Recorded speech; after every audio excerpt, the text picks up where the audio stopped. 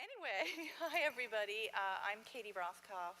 I'm the Anne and Ben Cohn Memorial Director of the Ruth R. Martyr Center for Matisse Studies and the Senior Curator of European Painting and Sculpture here at the BMA. I need my clicker. Oh, there's my clicker. Sorry. And it's my pleasure to welcome you tonight, to welcome our wonderful speaker, and to be amazed by the musical performance that we just got. As I say, I don't feel worthy, but I'm thrilled that you're all here to celebrate our wonderful exhibition, Color and Illusion, The Still Lives of Juan Gris.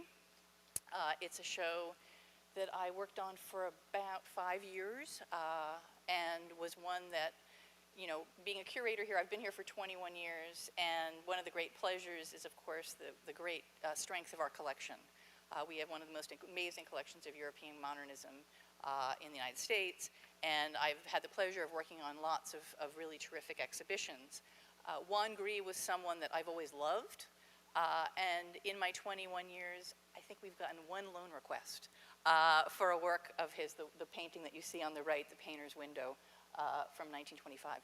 And I thought, gosh, he's someone that really needs to be looked at again, recognized for his brilliance. His wonderful friends Pablo Picasso and Georges Braque and Fernand Léger, for some reason, get a little bit more play.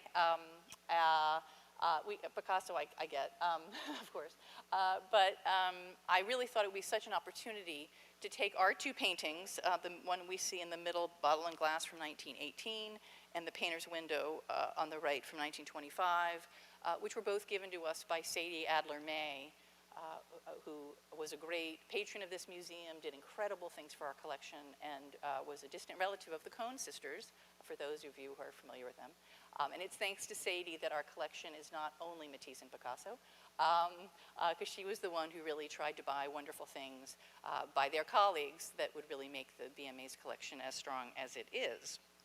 So about 5 years ago, I started to think about what could I really do, and wouldn't it be fun to look at the same sort of motifs that we see in our two paintings, the still life, with bottles and glasses and musical instruments, and put together a project that would sort of look at his career from beginning to end and see where our works how our works played into that story. And so I started working on a checklist of dreams, and one of the paintings I was really excited about is the one we see on the far left, Guitar and Pipe from 1913, which is owned by the Dallas Museum of Art. Interestingly, it was once owned by the Museum of Modern Art in New York. They deaccessioned it in 1968, and so it appeared in lots of the early literature about Gris. And I thought, it would be such a great trio to begin this show, really spanning his career. And luckily for me, Nicole Myers, who was there, the Dallas Museum of Art's curator of European painting and sculpture, came to Baltimore not knowing that I was going to make a pitch. And luckily for me, she was willing to take this journey with me, which has been so terrific. And so I'm thrilled that you're all here. The show was in Dallas first. Here in Baltimore, we've got 40 works of art. And as you've seen, it is installed chronologically. We begin, as we've heard, Gris came to Paris in 1906. Just before he left, he changed his name from Jose Victoriano Carmelo Carlos Gonzalez Perez to Juan Gris, which is, of course, somewhat ironic, I suppose. John Gray in English, which is certainly an identity at odds with the wonderful use of and exploration in color that he did throughout his career. And as we've discovered, he looks terrific on a gray wall. And he, of course, was one of the primary contributors to Cubism. And really one of his greatest accomplishments was the still life. He loved, and this was the majority of what he did. Yes, he did some portraits, but in general, most of his career was set on still life. And these early works from 1911 and 1912 are so extraordinary. And you see this sort of love of faceting that Picasso had done a couple years earlier that Gris took on in his own way always. To me, particularly the one on the left, it sort of feels like the objects are coming out of a metallic fog. And you sort of see a little bit of them and then they disappear again. By 1912, he started to become really fascinated with structure and using diagonals and a grid system underneath the compositions that he was making. You can really start to see that in the work you see on the right. You'll also notice there are quite a few works in my slideshow from the Museum of Modern Art. I have to give them wonderful credit for being so generous to our show. We have, I think I mentioned, we have 40 works in the exhibition with 27 lenders. And for those of you who aren't so familiar with his work, you can see one or two occasionally when you go to museums around this country, or even in Europe, but it's very rare to see so many. And of course, this is the first exhibition of his work in the United States since 1983. And so, go Juan. Thank you. And for those of you who just love painting, there is just nothing more glorious. And I have to say that, and I know, Harry's going to say wonderful things, and I don't want to repeat anything that he says, but seeing these works in person after seeing them for so long digitally, other than ours and the ones at the National Gallery, we worked on the book during the pandemic. I mean, it was, quite an experience, as you can imagine. And when we actually saw the paintings in real life, you just couldn't believe the sense of touch, the way he puts them together, the beautiful technique. It's really just been such a thrill to have it here, and I'm going to be so sad when it's gone, that's for sure.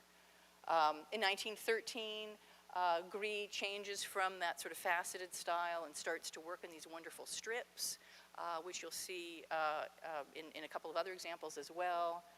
He also, for the first time, starts to really cut up real objects and apply them in his canvases. I think the wonderful work on the left from the book from Paris is the first time he uses real wallpaper.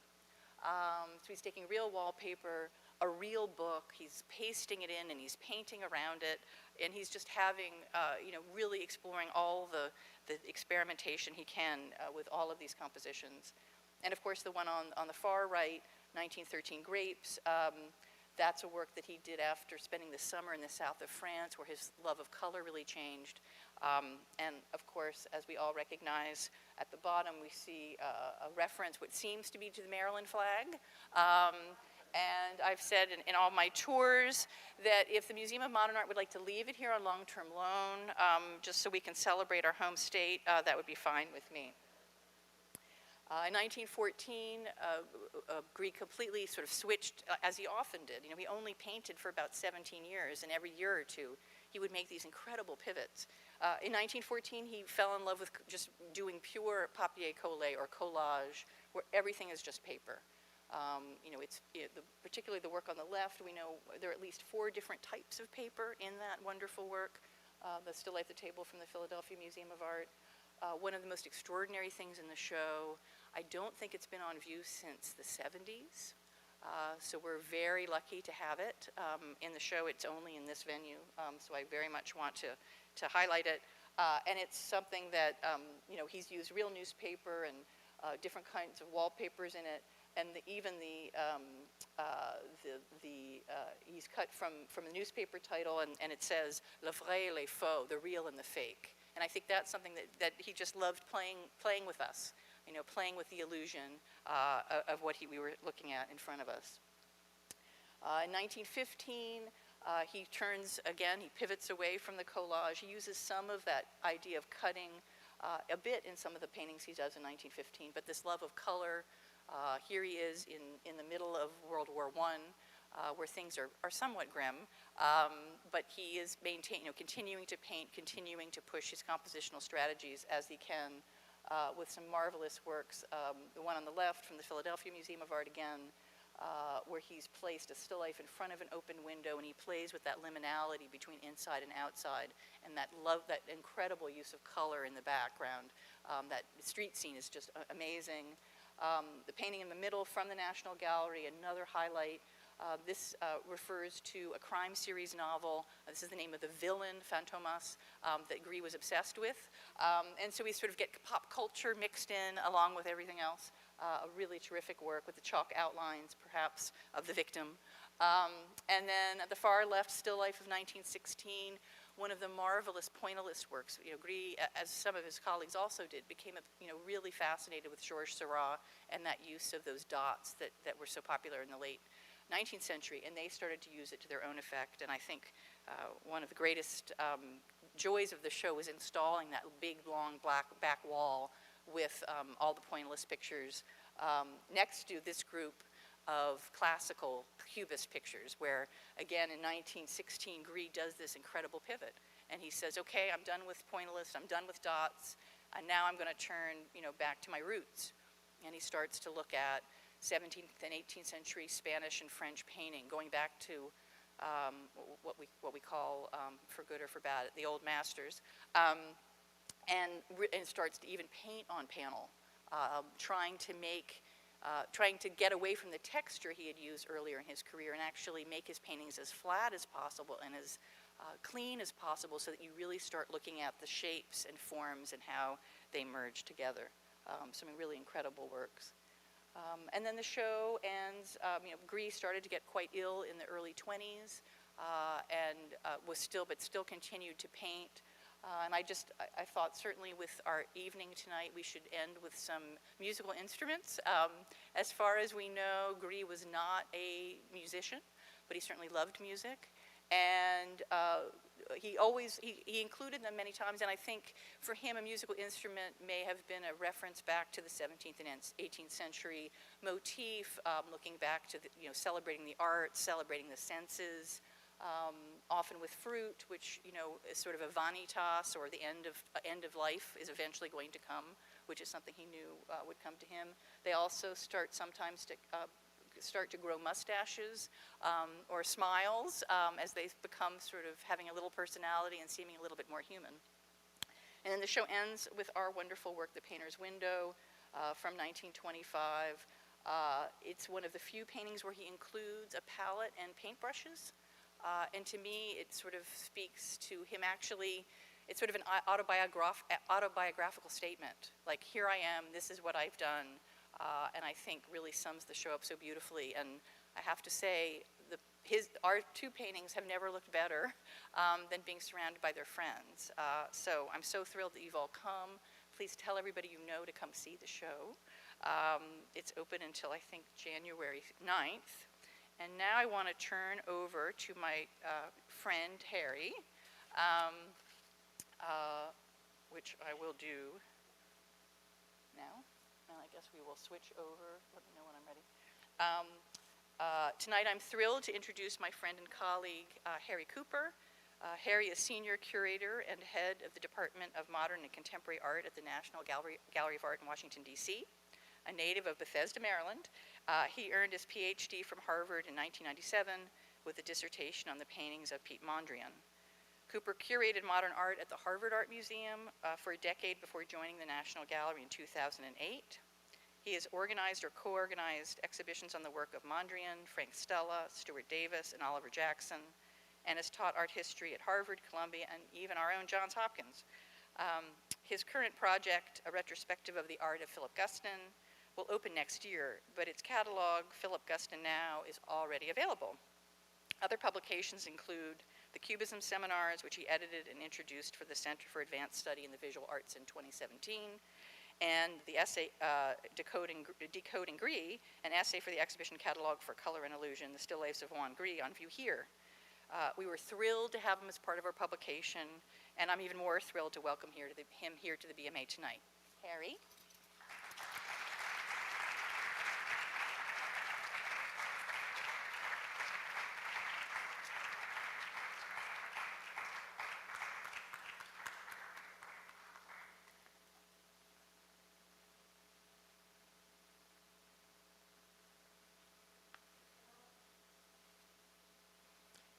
Thank you, Katie, and I'm delighted to be here and to be live. So exciting, and to hear music and look at art. I just came from New York and saw the Jasper Johns show, and Jasper Johns was a big fan of Juan Gris, or I should say Juan Gris, because we have so many Spaniards here in the audience.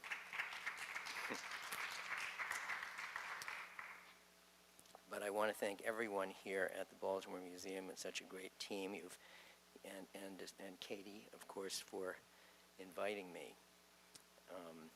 And I also want to thank her for asking me to write an essay for the catalog, because I love Juan Gris, and I had been contemplating a show and an essay for years. and I just needed a deadline, I guess, and Katie provided that, so I got my thoughts down, and I'll try to give you some of them right now. And I'm going to go through the whole show. I'm glad Katie did that. I don't have time for that, or the whole biography, but really just to home in on maybe his first 5 years and to look at one painting, the National Gallery painting in particular. This was billed as a dynamically illustrated lecture, so there is one sort of special feature coming up.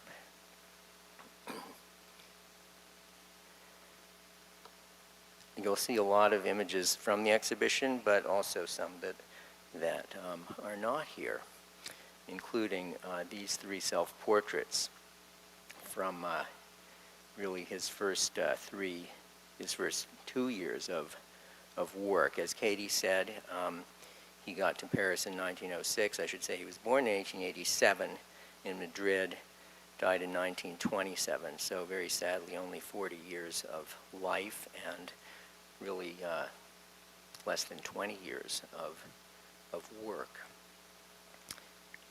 In Madrid, he went to not really art school, but more of a school of arts and industries, and learned more mechanical drawing, then became an illustrator and a cartoonist, and caught the bug of modern art and had to go to Paris, of course, in 1906. And by 1908, he had moved into the Bateau Lavoir, that famous ramshackle building in Montmartre that housed Picasso and La Bande à Picasso, the group of worshippers of Picasso. And Juan Gris worshipped Picasso, and he called him cher maître, dear master, which irritated Picasso greatly. But Gris really did follow closely in Picasso's footsteps for a time, and you can see that here in this progression from the left, in which it's a very solid academic portrait with some sense of simplification of values, certainly,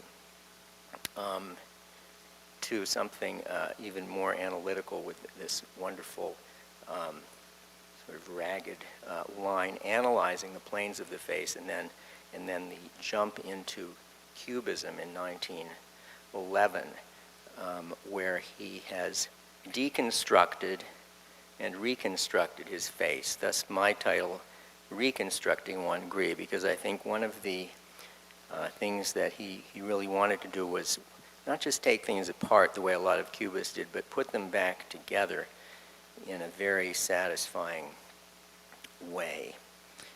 Cubism is often talked about in terms of analytic and synthetic. The analytic period, the first period, followed by a synthetic period.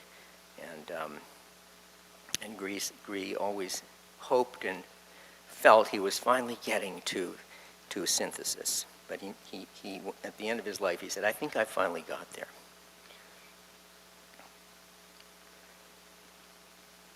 So again, looking at this progression, this quite rapid progression from solid academic painting in 1910, and this is a painting that he was very proud of, one of his first works that he kept, and he kept it on his wall,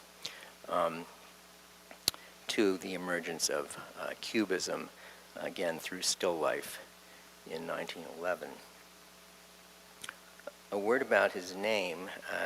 Katie explained that he took a pseudonym just before he moved to Paris, Juan Gris and Juan Gris. And I should disagree a little bit, because I think that he did love gray, and there's a lot of gray in the paintings, and it's the gray that sets off the color. And I'm dressed in gray, but I always dress in gray, so it's really not exactly a tribute. But that name Juan Gris, I was thinking about it, and it may come from the fact that his main 2 names were Jose and Gonzalez, so the J and the G. But his his parents' names, let me see, were Gregorio and Isabella. So Gregorio starts with a GR, and Isabella starts with IS. So you might think that I do think that he took the first two letters of each of their names and put them together in a wonderful tribute to them, and in a preview of collage or montage. His name itself is an act of cutting up and putting back together. And if you don't remember anything else from this talk, maybe that's the main thing. So we've seen this great work on the left, which is compared in the exhibition, and I think my essay to that Picasso still life. On the right, Picasso, they're taking that liqueur bottle, the bottle of Anis del Mono, Spanish liqueur, which was known for that cut crystal faceted bottle. So it's kind of Cubism already made. And Juan Gris actually goes farther, I think, in some ways, in this deconstruction of a still life. You see, I think, an ice bucket, I would say, at the center. When I say he goes farther, I think he's more abstract in a sense already, because he's very concerned with the overall order of the painting. And so there's a central diamond that organizes the whole structure. And this brings me to an important quote, and I think I only have one, but it's his most famous one. He said it at the end of his life, thinking back to his procedure. And read it here so I get it right. Cézanne, Paul Cézanne, turns a bottle into a cylinder, but I begin with a cylinder and create an individual of a special type. I make a particular bottle out of a cylinder. So he's referring to a quote attributed to Cézanne, in which Cézanne says something like, all of nature can be reduced to the, I think it was the cylinder, the sphere, and the cone. So the idea that you look at nature and you abstract it and make it geometric. And Gris was distinguishing himself from that and saying, I go the other way. I start from geometry. I start from abstraction. I start from an order that is given by geometry or by the very shape and dimensions of the rectangle, the canvas, and then I build from there more specificity. And we'll see that in the little demonstration later.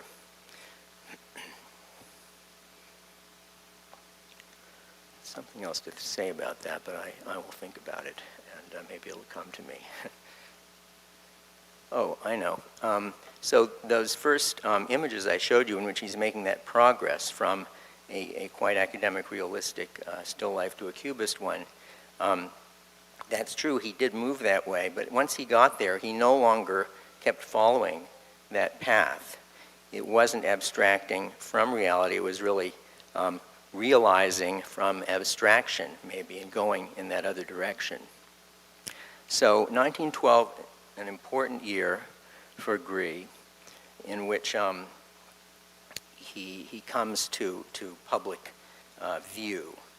And so his portrait of Picasso there on the right, his homage to Picasso, was shown at the Salon des Indépendants, the spring open exhibition in Paris, and he showed other important paintings, including this one, in that year.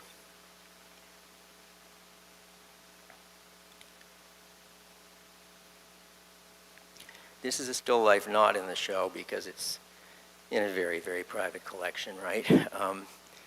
But I wanted to show it to you, and I became very interested in this drawing on the left, which is a drawing for this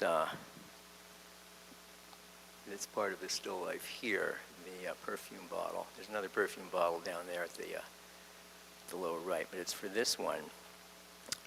And I think the drawing, well, the painting is amazing. I've never seen it in person, but it contains actual pieces of mirror, shards of mirror there, which I suppose, cubified the viewer as you were looking at it and turned you into a series of fragments. It gained a lot of attention, and Gris said, you know, how do you depict a mirror? It's impossible, so I just put in a mirror. But what's happening on the left? It is, again, that sort of found cubism, the faceted cut crystal of the glass. It's also cubist in the sense that we have many different angles. For example, we see the stopper here, but we're looking down on the stopper as well as across at it. But what about the label? What does that say? Par de chiffon y près. I'm sure you can adjust it and read Parfum de Chypre. You see that? The whole image is split along a vertical, and all you need to do is take those two strips and align them properly, and you have that Chypre or Cyprus perfume, which was a pretty new scent at the time, and considered to be a very brutal and abstract kind of scent, very strong. So that I take as a kind of key to what Gris will be doing. Katie referred to the method of strips, cutting reality into strips and then sliding them in relation to one another, so that to reconstruct the image, one had to unslide them. And I think that has something to do with the development of coding devices or decoding devices during World War I. This was an important one, which had a lot of use also in World War II, in which you slide alphabets in relation to each other, and there's sort of two readers there.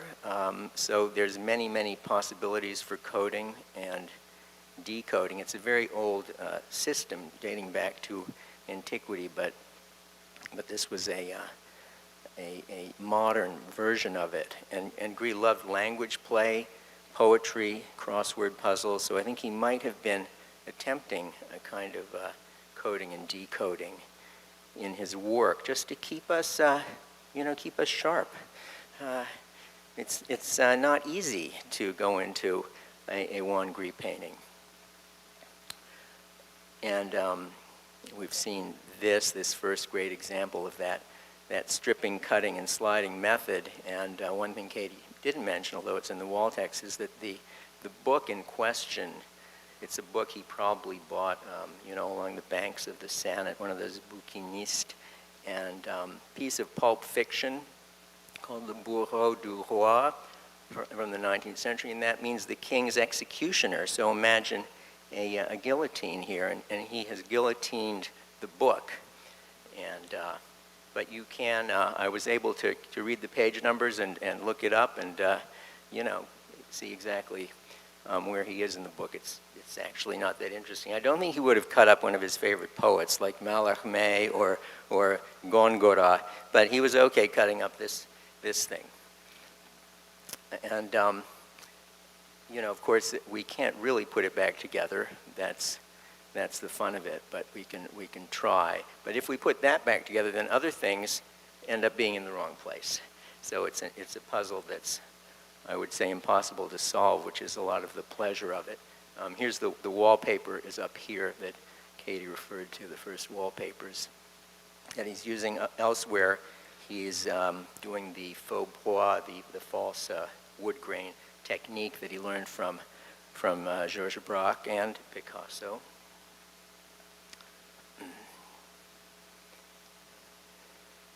And this other great painting in the show from Dallas. And here, it's what's remarkable here is that he's leaving underdrawing visible in so many places, which he doesn't do very often. It almost looks unfinished, except that he has signed it right there, Juan Gris. So he's signing it in a very strange place, and possibly he's signing it within that painting within the painting, which is a totally unfinished painting. So On the right, I'm showing you a painting by Jean Metzinger, which shows you, I think, how popular Gris' system became among several of the Cubists around Paris, and they quickly adopted this system. And there's a wonderful drawing for this painting, which is not in the exhibition, but I wanted to show it to you.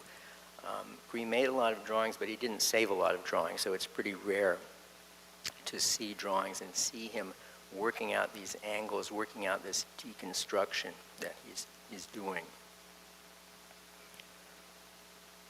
Here, one of the wonderful still lifes in the show, which has the newspaper element, faux marble papers, wallpaper up top.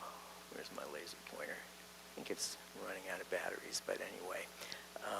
I'm comparing it to this well-known Picasso collage just to indicate that, yes, Gris followed Picasso, but he did his own thing very much, and he did many things that were the opposite of what Picasso was doing. Picasso tends to cut his papers, the newspapers, often into the shape of objects, so that they are no longer newspapers. They become a siphon bottle.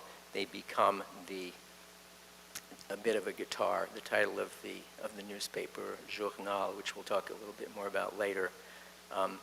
Whereas Gris tends to let the papers represent themselves and be what they are, and also cut them into shapes that are more abstract. The other thing that's very different is that Gris puts his collages on canvas.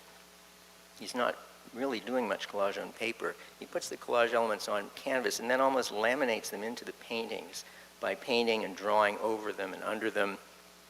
So he's really elevating collage into a higher place in the hierarchy by making paintings out of collages. Here's the great collage from Philadelphia, and I'll talk a little more about Fantomas, our criminal friend.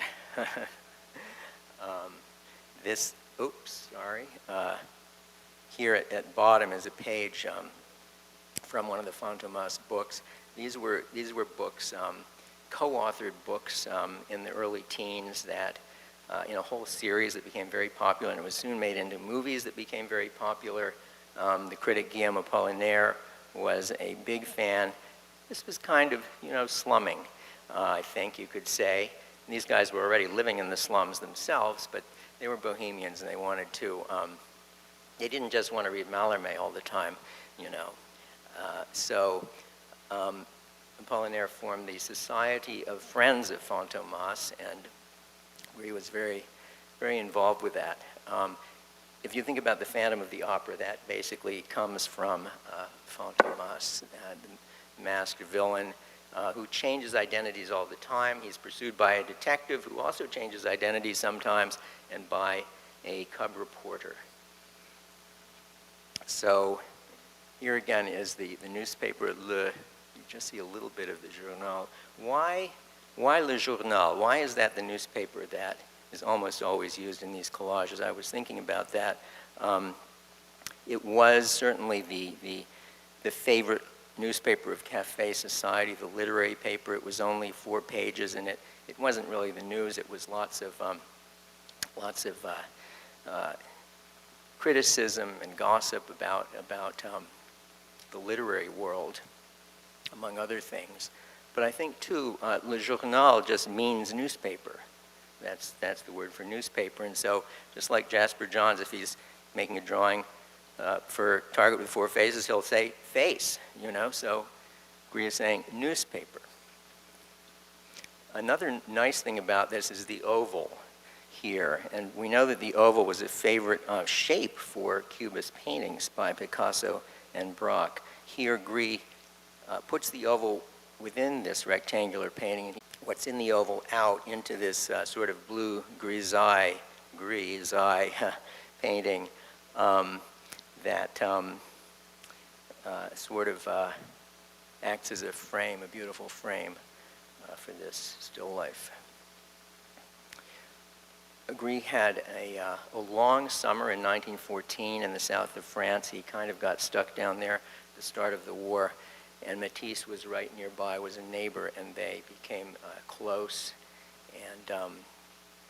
And there's a lot of disagreement, I guess, about who influenced whom. And I am of the Gris influenced Matisse party. At least it was back and forth. And I think you can see that here because that is not really a very typical Matisse painting on the right. There are many Gris elements in there that I think are not typically Matisse. I won't try to prove that now. You just have to take my word for that. But the painting on the left is a great painting to really get into because it's not just the still life, it's the still life in front of the open window with a view out to the street and the light coming in. And again, our friend, the newspaper Le Journal, which gets wonderfully distorted, refracted, extended as we read across the image. And there's a bottle of Médoc, well, one of my favorite red wines. Okay, so this is the painting I know the best. I should probably keep an eye on the time, but somebody will tell me when to wrap up, I hope. The painting called Fantomas from 1915 at the National Gallery. And so I'll do a little number on this, and that'll be most of the rest of the talk. What do we have here? We've got Fantomas on the left, an image of one of the thick books. They were really thick. There's a lot to read. And Le Journal on the right, and some other things. So I wanted to show you the cover, what the cover really looked like of one of the Fantomas novels, as opposed to the cover that Gris invented here. So Gris was going to have no part of this classic standard kind of book illustration. He dispensed with that, but he clearly liked the lettering, the font there. He even preserved that sort of rectangular inset for the title of the particular volume, L'Agent Secret, but he leaves it blank, as you can see, so it's just a generalized Fantomas. The logo there is his own invention, the mask with the sort of grin. The 65 is not his invention. You see the book costs 65 centimes. So he's picking and choosing, as he always does, parts of reality to represent. And he also has Picasso very much in mind, especially the most complicated, I would say, of Picasso's collages, one of which we see here, Le Journal. And you'll get really tired of that. But I'm also showing this for those pairs at the top because Gris also has 3 pairs at the top, as you can see in the white line section of the image. 3 pairs in a bow. You can see the stems, I think, peeking out there. So Gris represented the pairs with simple, pure white lines, which is very abstract. Picasso represents them by cutting out pairs from a fruit catalog. And not only cutting them out, but very cleverly, you can see he cuts each pair, and then the remaining part of each pair is at the top. So he's not quite just cutting and pasting. So there's one other point of reference. Let's see what else I've got. Oh, this is a painting from the Art Institute of Chicago. And that's a great comparison. Same year.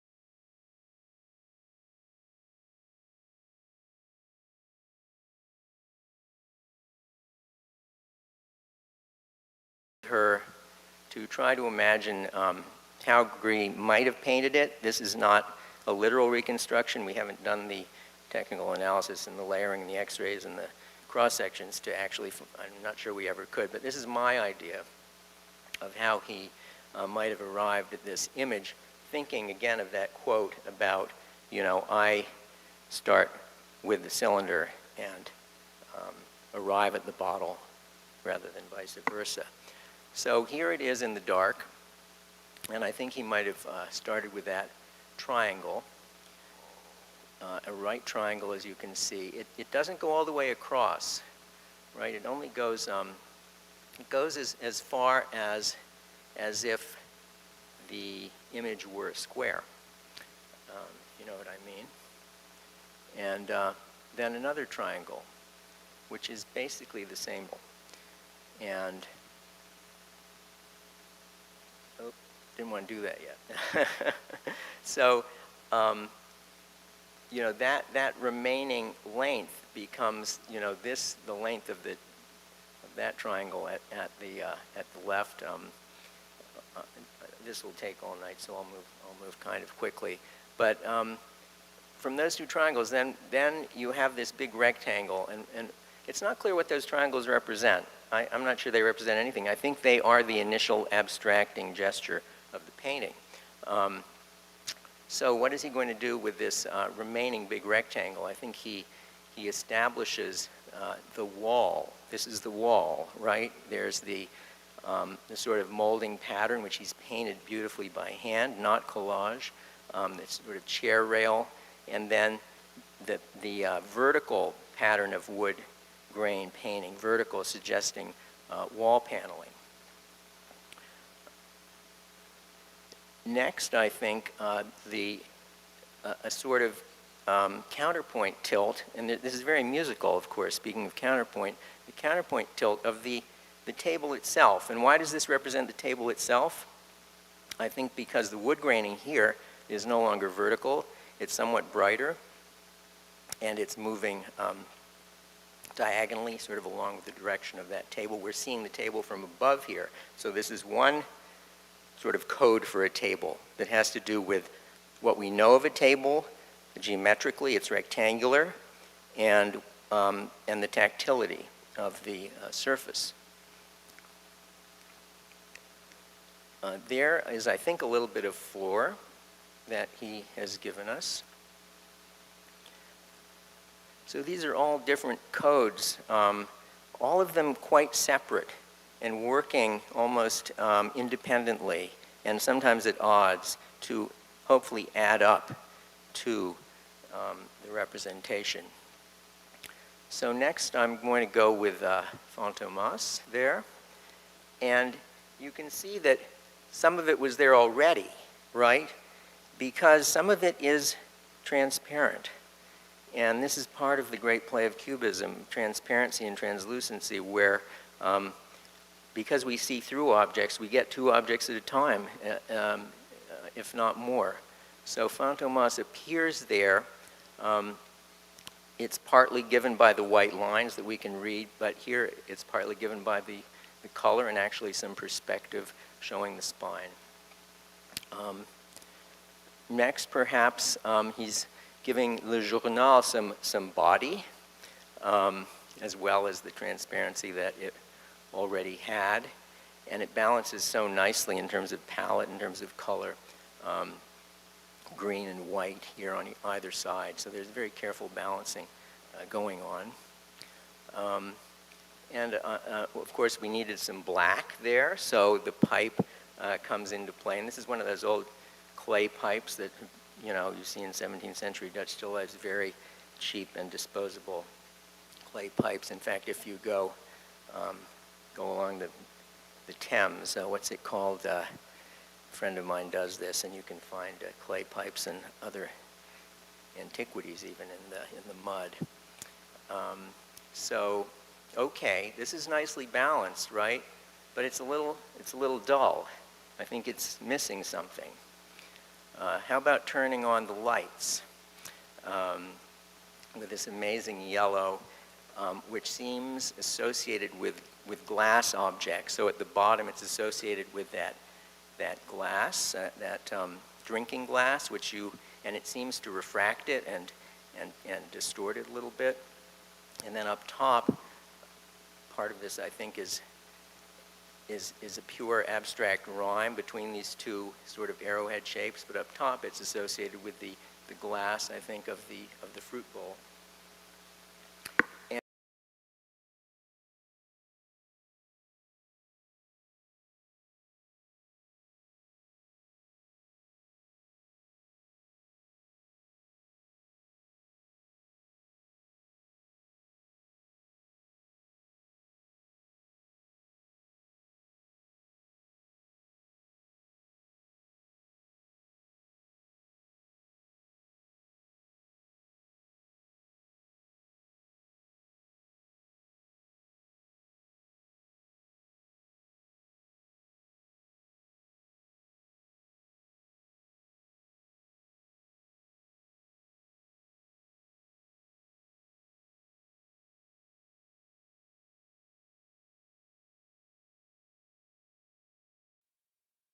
Bring the Sofia Museum in Madrid to write an essay about Gris' reputation, or about Gris collecting in Spain. And what's interesting is because of the history of Spain and the history of when people could collect,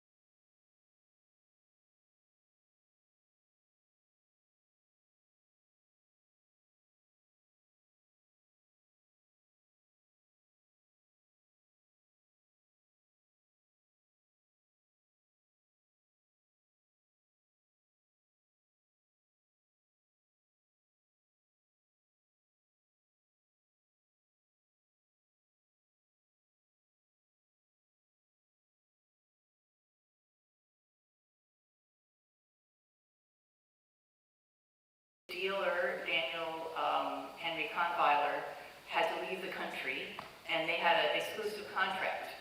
So that meant that Gris could actually not sell his paintings directly to anyone for a period of time until he was able to get a different contract with Léonce Rosenberg.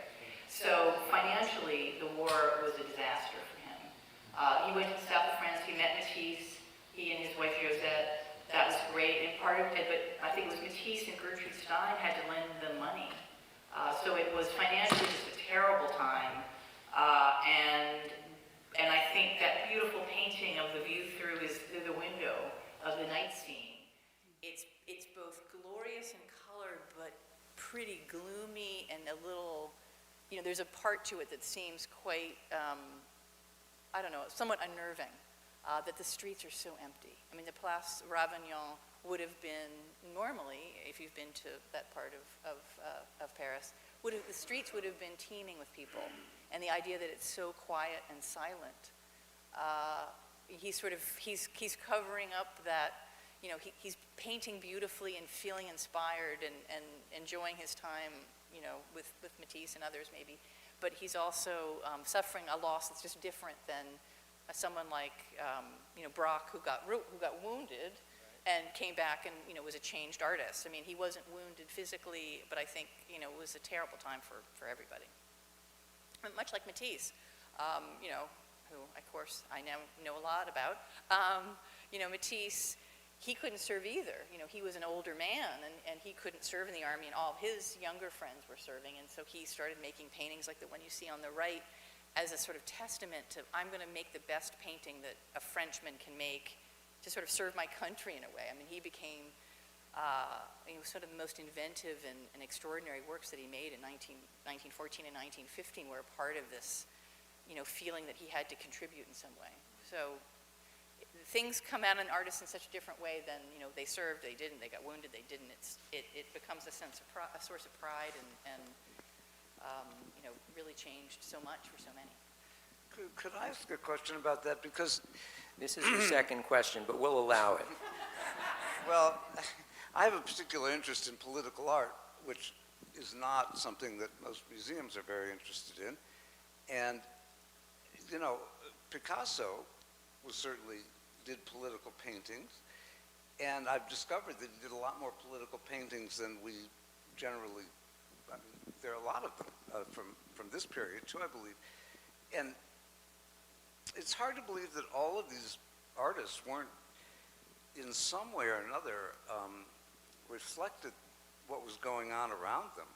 I mean, it wasn't all a bunch of, it wasn't just journal sort of, kind of gossip. I mean, they were having a war, a terrible war. And is it, how many major works did he do? You've got 40 of them here, right? Yeah, what, 300 and some? He did.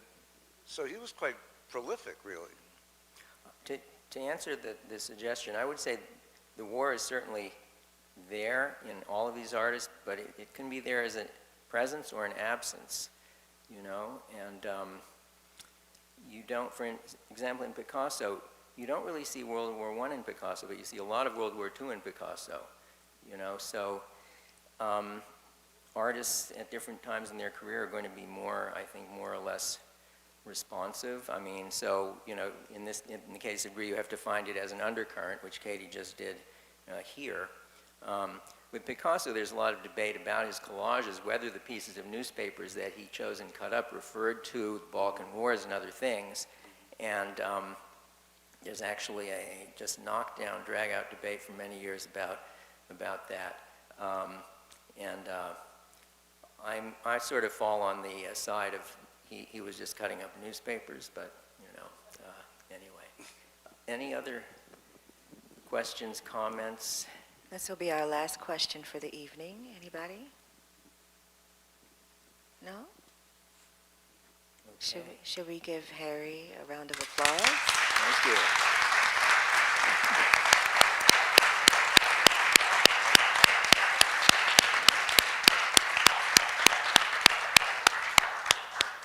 This was wonderful, Harry. Thank you. Thank you, everyone. Have a good night. Please be safe.